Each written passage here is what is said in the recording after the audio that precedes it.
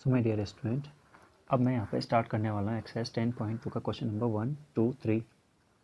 But हम इसमें देखेंगे, इसमें पहले मैं आपको कुछ चीज़ें बताना चाहता हूँ, उस चीज़ों को आप लोग ध्यान से समझिए, उसके बाद हम क्वेश्चन करेंगे। ठीक है, जैसे मतलब हमारे पास अगर कोई ट्रायंगल हो गया, ठीक है, अगर कोई ट्रायंगल हो गया, बट ट्रायंगल भी कैसा, अगर एक राइट एंगल ट्रायंगल हो गया, तो अगर हमारे पास एक राइट एंगल ट्रायंगल हो गया, जैसे मान लो ये एंगल है, तो मैंने आपको बता रखा है ना, इसमें ये हाइपोटेनियस होता है, ये परपेंडिकुलर होता है, ये बेस होता है।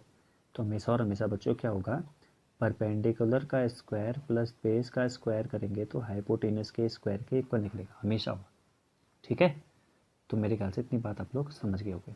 चलिए, ये बात अगर आप लोग समझ पाए हैं तो यहाँ थोड़ा सर्कल के केस में देख लीजिए, सर्कल में कैसे करके लगाना है। जैसे मान लेते हैं यहाँ पर हमने कोई टेंजेंट डाली। अब क्या हो रहा है कि ये टेंजेंट जो है पॉइंट ऑफ कांटेक्ट से 90 डिग्री का एंगल बनाएगी, पक्का बनाएगी। पॉइंट ऑफ कांटेक्ट पे 90 डिग्री का एंगल बनता है। तो यहाँ पर से अगर मैं एक लाइन से इसे ज्वाइन कर देता हूँ तो ये हमारा एक नहीं बन गया राइट एंगल ट्रायंगल। तो राइट एंगल ट्रायंगल में क्या लग जाएगा फिर हमारा, राइट एंगल ट्रायंगल में पाइथागोरस थ्योरम लग जाएगी, जिससे हम सारे के सारे क्वेश्चनों को बना लेंगे। ठीक है, देखते हैं। From a point Q the length of the tangent to a circle is 24 centimetre. मतलब हमसे क्या बोला है, length of the tangent to a circle is 24 centimetre, यानी कि ये कितना है 24 सेंटीमीटर। लेट सपोज कि ये पी है और ये मान लेते हैं क्यू है, सेंटर मान लेते हैं हम ओ है, तो ओ से क्यू तक ज्वाइन करेंगे तो हम 90, इतना हमें पता चल गया। ठीक है, अब हम फिर देखते हैं क्या बोला है। तो देखते हैं यहाँ फिर क्या बोला, the radius of the circle, अच्छा the distance of Q from the centre is 25 centimetre. तो एक काम करते हैं ना, यहाँ पर ही थोड़ा सा यहाँ पे गलत हो गया हमसे। यहाँ पर मतलब क्या था कि हमने ना यहाँ पर लिखना था Q, यहाँ लिखना था Q और यहाँ लिखना था P। तो यहाँ से अगर यहाँ मिलाएंगे तो ओ क्यू है 25 सेंटीमीटर है। तो पाइथागोरस थ्योरम का अगर हम लोग यूज़ करेंगे तो बच्चों यहाँ पर ओ पी क्या हो जाएगा, रेडियस ऑफ द सर्कल वो हमारे निकल जाएगी 25 का स्क्वायर माइनस 24 का स्क्वायर। ठीक है, तो अब ये हमें कैसे पता चलेगा, ये हमें डायरेक्ट पता चल सकता है। देखिए ये मैं आप लोग को बताता हूँ, अगर कभी ऐसा आ जाए कंसेक्यूटिव नंबर आ जाए, तो कंसेक्यूटिव नंबर आ जाए तो हम क्या करेंगे, एक बार इन दोनों को प्लस कर देंगे और वो प्लस कर देंगे, बस उसका रूट ले लेंगे, वही आंसर हो जाएगा। तो 25 और 24 को प्लस कर देंगे, क्योंकि यहाँ पर a plus B A minus B वाला फॉर्मूला लग जाएगा ना। तो हम यहाँ पर ये कर लेंगे 28 प्लस 24 है, सॉरी क्या लिख दिया मैंने, ये है 24।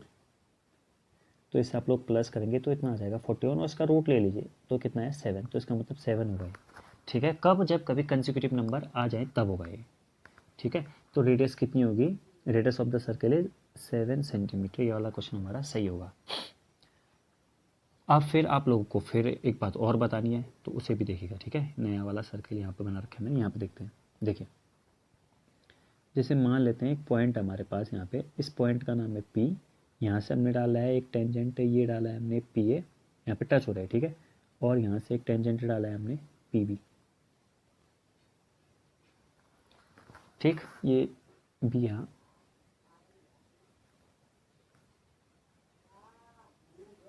तो अब मैं एक बात बताता हूँ आप लोगों को ना।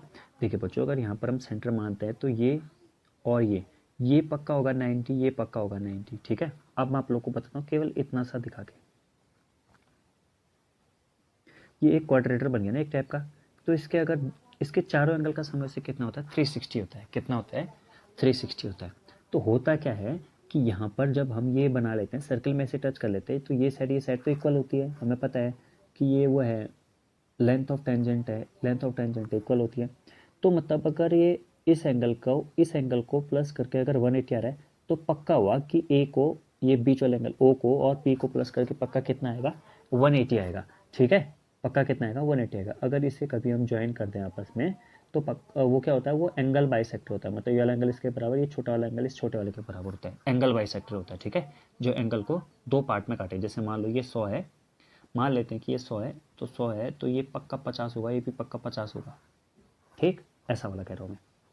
देखते हैं ये 10.11, if T P and T Q are the two tangent P O Q 110 है, तो पी टी क्यू बोला है हमसे, पी टी क्यू बोला है। तो हमें ज़्यादा तो कोई दिमाग लगा नहीं, यहाँ पर ये 90 का होगा, यहाँ पर ये 90 का होगा, यहाँ पर ये पक्का कितने का हो गया, ये 180 माइनस 110 का हो गया, ठीक है, क्योंकि इन दोनों को प्लस करके तो 180 आएगा ना। तो अगर मैं 110 प्लस एक्स करता हूँ तो 180 आएगा, यहाँ से एक्स की वैल्यू मेरे पास आ जाएगी, 110 उधर जाएगा, सब्ट्रैक्ट होगा तो आ वही जाएगा, ठीक है। तो पी टी क्यू कितना हो गया, 70 हो गया। तो ये था मेरा पहला और सेकंड वाला क्वेश्चन 10.2 का। अब हम चलते हैं नेक्स्ट पेज पे जिसमें हम करेंगे इस एक्सरसाइज का क्वेश्चन